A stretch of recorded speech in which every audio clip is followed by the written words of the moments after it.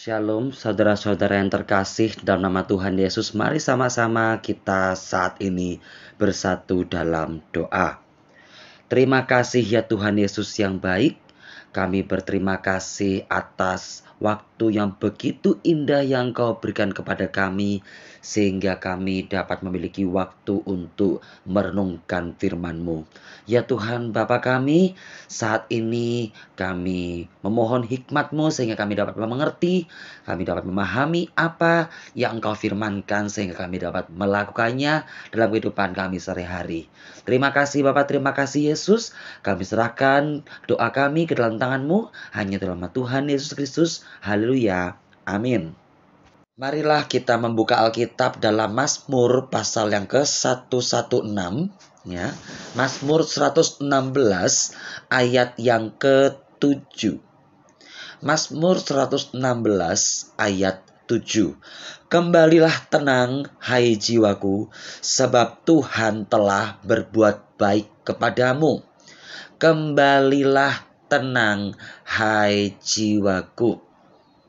Kembalilah tenang. Kenapa jiwa kita tenang? Karena Tuhan telah berbuat baik. Ya, Tuhan telah berbuat baik. Karena itulah makanya jiwa kita tenang. Saudara-saudara yang terkasih, kalau kita sudah mengetahui bahwa kehidupan yang kita jalani dalam dunia ini semakin hari bukan semakin mudah, sudah sering mendengar bahwa masa-masa yang akan datang bukan semakin ringan, tetapi semakin sulit. Kalau kita sudah mengetahui gejala-gejala fenomena akhir zaman, dan kita sudah mengetahui, kita sudah membaca dalam firman Tuhan, kita sudah sering mendengarkan khotbah-khotbah tentang hal ini, dan juga kita sudah sering mendengar atau membaca berita-berita tentang hal itu, kenapa kita harus panik? Bukankah firman Tuhan mengatakan, tenanglah hai jiwaku, kembalilah tenang hai jiwaku, sebab Tuhan telah berbuat baik kepadamu.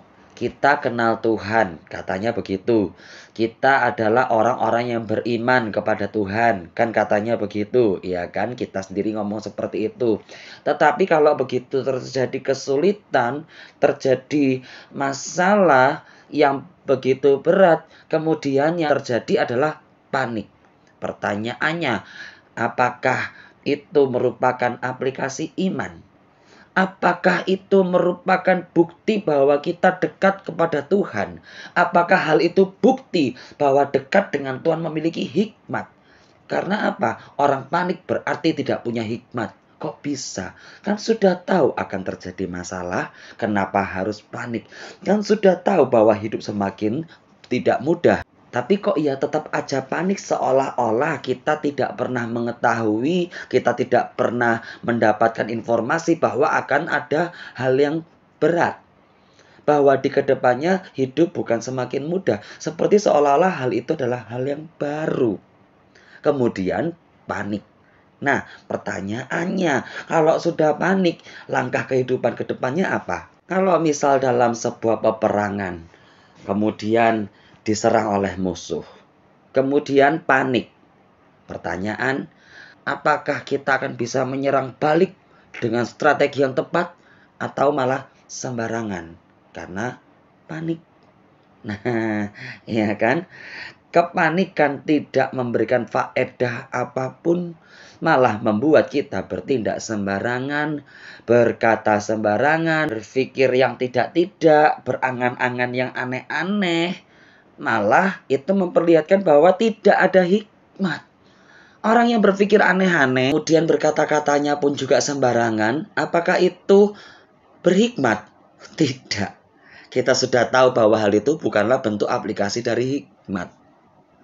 Firman Tuhan berkata, kembalilah tenang hai jiwaku, sebab Tuhan telah berbuat baik kepadamu. Kalau terjadi masalah, sudah dijelaskan di ayat yang ke-4. Tetapi aku menyerukan nama Tuhan, ya Tuhan luputkanlah kiranya aku.